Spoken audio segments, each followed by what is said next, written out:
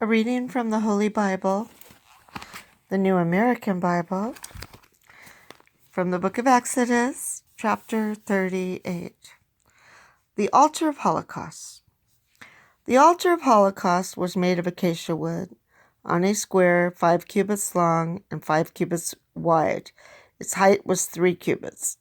At the 4 corners, horns were made that sprang directly from the altar. The whole was plated with bronze. All the utensils of the altar, the pots, shovels, basins, forks, and fire pans were likewise made of bronze. A grating of bronze network was made for the altar and placed around it, on the ground, half as high as the altar itself. 4 rings were cast for the 4 corners of the bronze grating, as holders for the poles, which were made of acacia wood and plated with bronze. The poles were put through the rings on the sides of the altar for carrying it. The altar was made in the form of a hollow box. The bronze laver, with its bronze base, was made from the mirrors of the women who served at the entrance of the meeting tent. The court.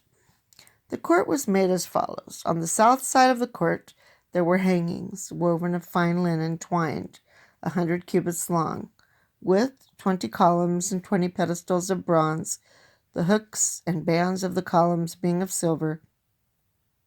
On the north side there were similar hangings, 100 cubits long, with 20 columns and 20 pedestals of bronze, the hooks and bands of the columns being of silver.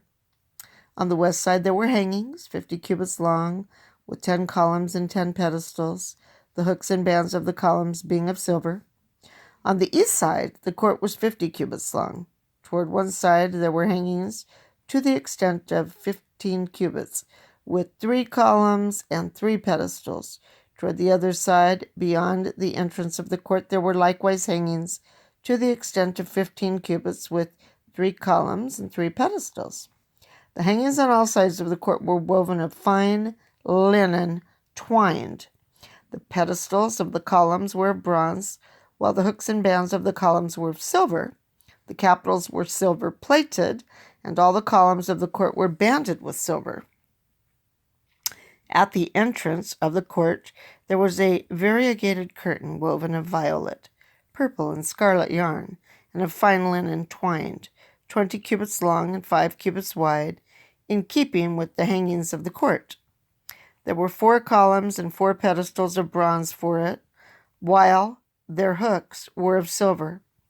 All the tent pegs for the dwelling and for the court around it were of bronze. Amount of metal used. The following is an account of the various amounts used on the dwelling.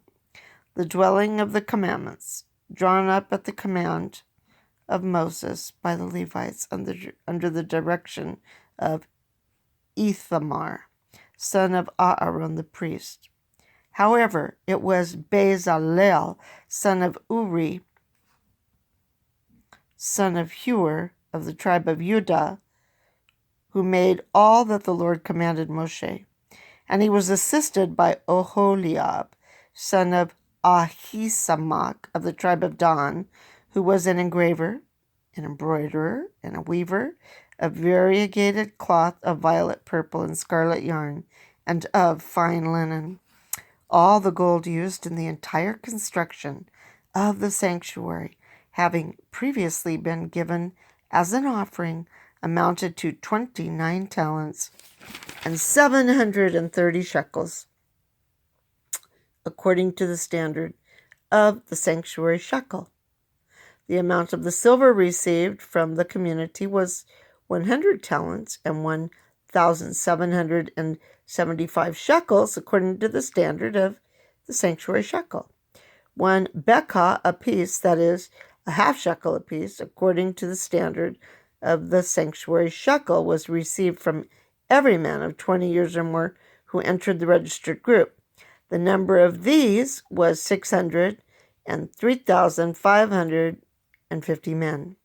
100 talents of silver were used for casting the pedestal of the sanctuary and the pedestal of the veil, 1 talent for each pedestal, or 100 talents for the 100 pedestals. The remaining 1,775 shekels were used for making the hooks on the columns, for plating the capitals, and for banding them with silver. The bronze, given as an offering, amounted to 70 talents and 2,400 shekels. With this were made the pedestals at the entrance of the meeting tent, the bronze altar with its bronze gratings, and all the appurtenances of the altar, the pedestals around the court, the pedestals at the entrance of the court, and all the tent pegs for the dwelling and for the court around it.